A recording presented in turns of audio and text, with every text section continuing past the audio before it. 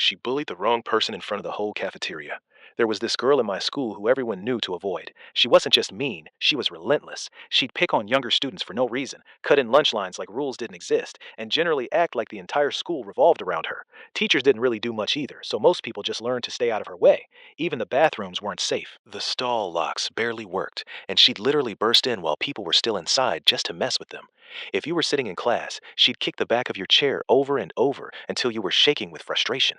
If she felt like it, she'd shove your head into your desk or start throwing random things at you across the room. It wasn't occasional bullying, it was constant, like you were just waiting for your turn. Everyone had their own story about her, but nobody really stood up to her. Until one day it happened in the cafeteria.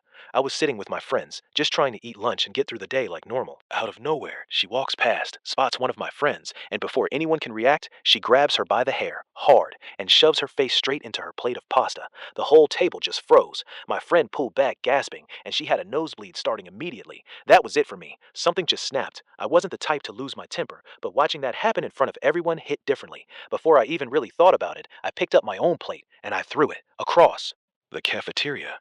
Perfect aim. It hit her right on the head. Pasta sauce went everywhere, down her hair, her face, her clothes. For once, she didn't have anything to say. She just stood there completely stunned, while everyone watched in silence. Then she started crying.